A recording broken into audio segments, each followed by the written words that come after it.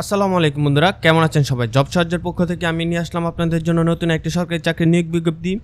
তো এখানে আমরা দেখতে পাচ্ছি বর্ডার গার্ড বাংলাদেশে অসামরিক পদে একটি নতুন নিয়োগ বিজ্ঞপ্তি প্রকাশ পেয়েছি। তো আজকের ভিডিওতে আমরা এই নতুন নিয়োগ বিজ্ঞপ্তি নিয়ে আলোচনা করব। তো পুরো ভিডিওটি অবশ্যই দেখবেন, আর যারা যারা এখন আমাদের চ্যানেলটি সাবস্ক্রাইব করেননি অবশ্যই সাবস্ক্রাইব করে নেবেন। তো এখানে আমরা দেখতে পাচ্ছি এখানে টোটাল আপনাদের 19টি পদ রয়েছে। 19টি পদে আপনারা চাইলে আবেদনগুলো করতে পারেন এবং বাংলাদেশে যে কোনো জায়গা থেকে আপনারা এই আবেদনগুলো করতে পারবেন। আবেদনটি করার সময় আপনাদের অবশ্যই বয়স সীমা হতে হবে 1/10/2024 তারিখে। সাধারণ প্রার্থীর ক্ষেত্রে বয়স সীমা 18 থেকে 30 বছরের ভিতরে হতে হবে। তবে মুক্তিযোদ্ধার পুত্র কন্যা সন্তান অথবা শহীদ মুক্তিযোদ্ধা বা বীরাঙ্গনা সন্তানদের ক্ষেত্রে বয়স সীমা হতে পারে 18 থেকে 32 বছর পর্যন্ত হতে পারে। তবে বয়স গণনার ক্ষেত্রে এফিডেভিট গ্রহণযোগ্য নয়। তো এখানে আপনারা জেএসসি, এসএসসি, এইচএসসি পাশে খুব সহজে আপনারা এই আবেদনগুলো করতে পারবেন। 19 নম্বর পদটি হচ্ছে পরিচ্ছন্নতা কর্মী। এখানে আপনাদের বেতন স্কেল হবে 8,250 টাকা হতে 20,010 টাকার মধ্যে আপনাদের বেতন স্কেল হবে। তো এখানে আপনাদের শিক্ষাগত যোগ্যতা হতে হবে জেএসসি পাস, মানে আপনাদের 8ম শ্রেণী পাস হতে হবে, তাহলে আপনারা এই আবেদনটি করতে পারবেন। তো তারপর এখানে আমরা দেখতে পাচ্ছি 18 নম্বর পদটি হচ্ছে বাবুর্চি। এখানে আপনাদের বেতন স্কেল হবে 8,250 টাকা হতে 20,010 টাকার মধ্যে। এটিও আপনারা জেএসসি পাশে আবেদনটি করতে পারবেন।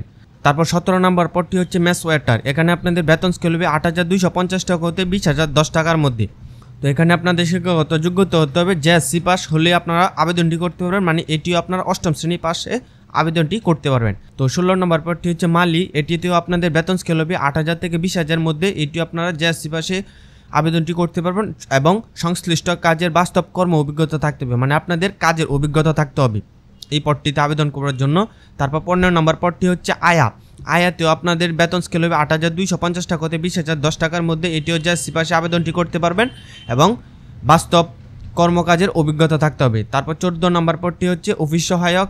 এটিতে আপনাদের বেতন হবে 8,250 থেকে 20,010 টাকার মধ্যে। এটিও জেএসসি পাশে হতে হবে, কিন্তু সংশ্লিষ্ট কাজের ন্যূনতম 2 বছরের অভিজ্ঞতা থাকতে হবে। তারপর 13 নম্বর পদটি হচ্ছে ওয়ার্ড বয়। এখানেও আপনারা জেএসসি পাশে আবেদনটি করতে পারবেন, এটাতে আপনাদের কোনো অভিজ্ঞতার প্রয়োজন নেই। তারপর 12 নম্বর পদটি হচ্ছে লস্কর। এটাতেও আপনারা জেএসসি পাশে আবেদনটি করতে পারবেন, এটাতে আপনাদের সংশ্লিষ্ট বিষয়ে বাস্তব কর্মের অভিজ্ঞতা থাকতে হবে। তারপর 11 নম্বর পদটি হচ্ছে বাবুর্চি। এটাতেও আপনারা জেএসসি পাশে আবেদনটি করতে পারবেন। বেতন হবে 8,800 টাকা হতে 21,310 টাকার মধ্যে আপনাদের বেতন স্কেল হবে। এটাতে আপনাদের 2 বছরের বাস্তব কর্মের অভিজ্ঞতা থাকতে হবে। তো 11 থেকে 19 নম্বর পদ, এই সকল পদের জন্য আপনার 8ম শ্রেণীর পাশেই আপনারা আবেদনগুলো করতে পারবেন।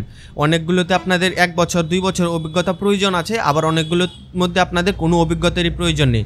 তো আপনারা চাইলে এই 19 থেকে 11 নম্বর পদ, এই যে কোনো একটি পদের মধ্যে আপনারা চাইলে আবেদনগুলো করতে পারবেন। তো তারপর আমরা 10 নম্বর পদটিতে চলে যাই, ইলেকট্রিশিয়ান। এখানে আপনাদের বেতন স্কেল হবে 9,000 টাকা হতে 21,800 টাকার মধ্যে। এখানে আপনাদের শিক্ষাগত যোগ্যতা হতে হবে এসএসসি পাস, মানে আপনারা মাধ্যমিক পাশে আপনারা এই আবেদনটি করতে পারবেন। এবং খেয়াল রাখতে হবে কোনো স্বীকৃত বোর্ড হইতে বিজ্ঞান বিভাগে ন্যূনতম জিপিএ 3 পয়েন্ট সহ মাধ্যমিক স্কুল সার্টিফিকেট এসএসসি বা সমান পরীক্ষায় উত্তীর্ণ হতে হবে, মানে আপনাদের ন্যূনতম জিপিএ 3 পয়েন্ট পেয়ে পাস করতে হবে। তারপর 2 নম্বর অপশনটি হচ্ছে কোনো স্বীকৃত কারিগরি শিক্ষা প্রতিষ্ঠান হতে ইলেকট্রিক্যাল কোর্সের সনদপত্র সহ ইলেকট্রিশিয়ান কাজে ন্যূনতম 2 বছরের বাস্তব অভিজ্ঞতা থাকতে হবে, তাহলে আপনারা এই 10 নম্বর পদটিতে আবেদনগুলো করতে পারবেন। তারপর 9 নম্বর পদটি হচ্ছে সহকারী ওভিএম ড্রাইভার। এখানে আপনাদের বেতন স্কেল হবে 9,000 টাকা হতে 21,800 টাকার মধ্যে। এখানে আপনাদের বেতন স্কেল হবে, এটাতেও আপনারা এসএসসি পাশে আবেদনটি করতে পারবেন।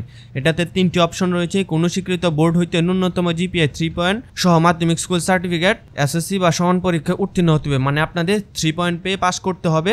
2 নম্বর অপশনটি হচ্ছে কোনো স্বীকৃত প্রতিষ্ঠান হতে সংশ্লিষ্ট বিষয়ে সার্টিফিকেটধারী হতে হবে, মানে আপনাদের এই বিষয়ের উপর সার্টিফিকেট থাকতে হবে।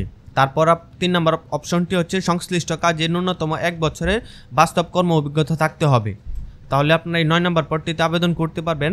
তারপর 10 নম্বর পদটি হচ্ছে কমিউনিকেশন। এখানে আপনাদের বেতন হবে 9,000 টাকা হতে 21,800 টাকার মধ্যে।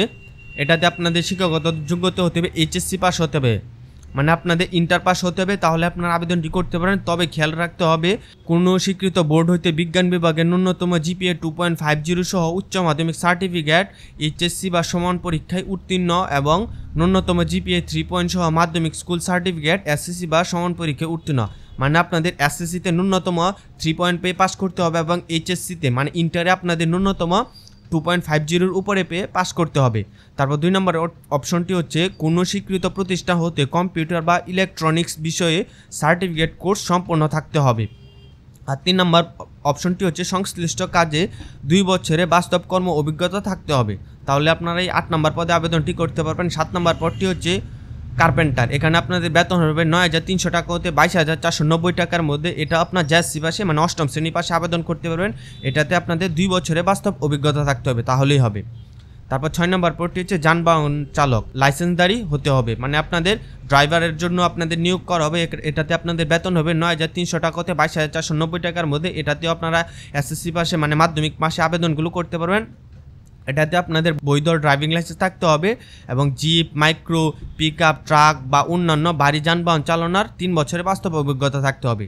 তারপর 5 নম্বর পদটি হচ্ছে ড্রাফটসম্যান। এখানে আপনাদের বেতন হবে 9,300 টাকা হতে 22,490 টাকার মধ্যে। এটাতেও SSC পাশে আপনারা আবেদন করতে পারেন মানে মাধ্যমিক পাশে।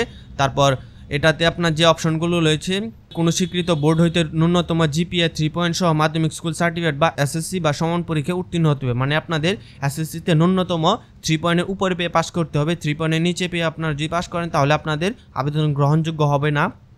তারপর কোনো স্বীকৃত প্রতিষ্ঠান হতে ড্রাফটসম্যান বিষয়ে ডিপ্লোমা থাকতে হবে।